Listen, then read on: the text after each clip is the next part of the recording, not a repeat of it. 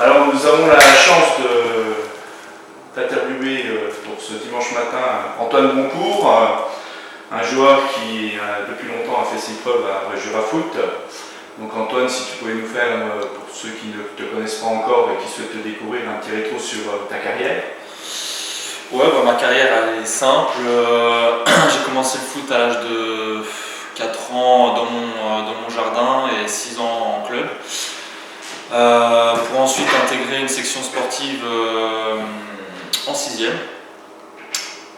jusqu'à la fin de 5e et ensuite intégrer Louan-Puiseaux à l'âge de 15 ans. Jusqu'à 22 ans et ensuite BJF pour ces années-là. Ça fait 7 ans aujourd'hui. Voilà. Qu'est-ce qui t'a séduit pour passer de Louan à BJF? Alors à l'époque, je me souviens, c'était donc Lionel qui était entraîneur. Moi on va dire que j'avais fini mon épopée louanaise, dans le sens où les dirigeants faisaient plus trop confiance aux jeunes du club. Lionel est arrivé, m'a proposé ce beau challenge, qui était à l'époque d'avoir une forte envie de monter alors à l'époque c'était DH jusqu'à CFA2. Donc ça m'a séduit, une bande de potes, voilà, c'était ça le plus important pour moi à l'époque, c'était de retrouver le plaisir et puis de pouvoir jouer surtout. Voilà. Et BJF, club familial, club où on est plus proche, plus centré sur toutes les personnes qui s'y trouvent, donc voilà, ça m'a plu et c'est ce qui me représentait. Meilleur moment, si tu en as un à nous citer? Meilleur moment au sein du club, il y en a deux, donc cette fameuse année avec Lionel où on finit, alors il y a malheureusement et heureusement la 2e place, malheureusement parce qu'on loupe cette montée. Mais bon moment parce que c'était une grosse année avec de super mecs, Bastien je me souviens, c'était énorme sur toute la saison. Et un deuxième moment plus personnel où c'est cette montée de R2 à R1, ce but contre Coteau de Seille, qui est juste là d'ailleurs, au poteau de corner quasiment, cette frappe majestueuse on va dire. Certains diront que c'était pas fait exprès. Mais voilà, un super moment avec la communion du public, des joueurs, c'était assez fou. Voilà. Et sinon, le pire? Le pire, il y en a plusieurs aussi. On va dire... J'hésite.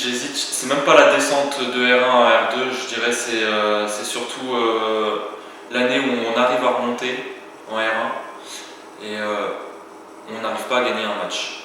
Voilà, cette année-là, elle était très très longue, très difficile. Toujours pas compris comment ça s'est passé comme ça, mais voilà, donc sur l'année c'était celle-ci la pire, et puis un moment personnel plus difficile.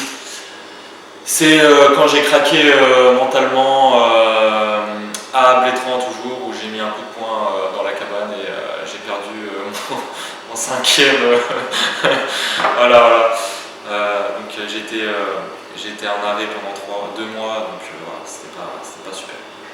C'est vrai qu'avec une année aussi frustrante, on aurait pu croire qu'un bon nombre de joueurs allaient jeter l'éponge, mais toi tu es resté fidèle au poste. Ouais, fidèle au poste parce que toutes ces années j'ai adhéré au projet, à cette mentalité que BJF porte au sein de ses équipes. Je pense que ça m'a tenu et j'en suis content aujourd'hui, j'ai aucun regret à être là depuis toutes ces années. Et ton capitanat pendant ces 2 périodes de Covid, là, comment tu l'as vécu? Alors, très honoré. Malheureusement, j'ai pas pu en profiter pleinement puisque ces 2 années sont presque vides. Mais très honoré et gratifiant à titre personnel et voilà, j'essaie d'apporter un petit plus aux nouveaux et aux jeunes grâce à ce capitanat parce que inconsciemment dans la tête ça change la façon de voir. Voilà. On est plus investi dans cette partie-là. Et enfin, la question, bonne ou mauvaise nouvelle, la saison prochaine, tout est déjà projeté ou pas encore? Alors, bonne nouvelle, je pense, donc je suis reparti pour la saison prochaine avec le club de Bétran. Voilà, j'ai pu discuter avec Chat, le président, qui m'ont fait leur discours et vraiment ça m'a énormément plu. Tout de suite j'ai senti vraiment cette motivation, j'ai l'impression qu'il y a eu un gros virage.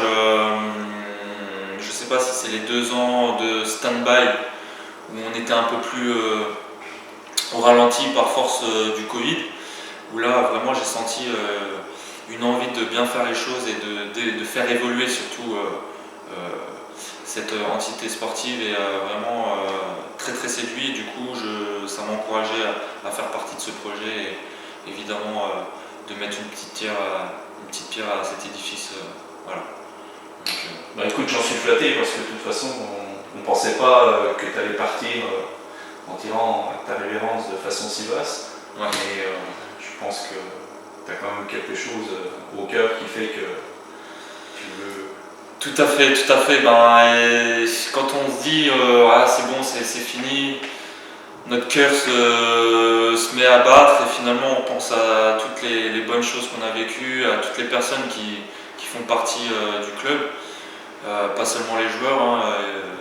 Il y a les joueurs en tête, après il y a les dirigeants, il y a tous les bénévoles, toutes les personnes avec qui finalement on s'est attaché, même si on n'a pas forcément des liens quotidiens, mais voilà, par le sourire, par les regards, on s'attache à tout ça et puis c'est ce qui fait que finalement on se dit allez, pour le club, pour moi aussi, parce que je suis bien et c'est sans regret tout ça. Donc voilà. On va finir sur une petite anecdote qui pour toi fait que BJF restera toujours BJF. Il y en a énormément des anecdotes. Ce qui se passe ici, c'est assez fou.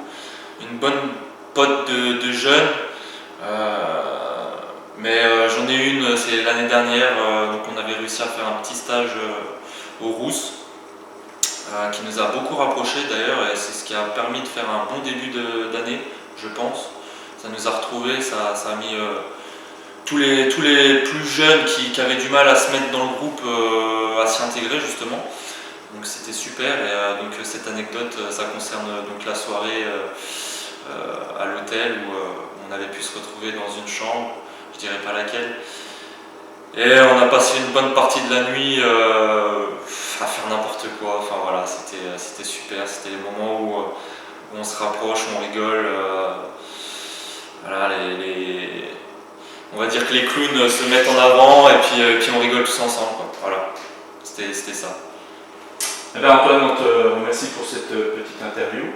Et puis on va te souhaiter une bonne séance d'entraînement puisqu'à BGF on continue toujours de s'entraîner le dimanche en respectant tout le protocole sanitaire bien évidemment. Merci Antoine. Je vous en prie, merci. David.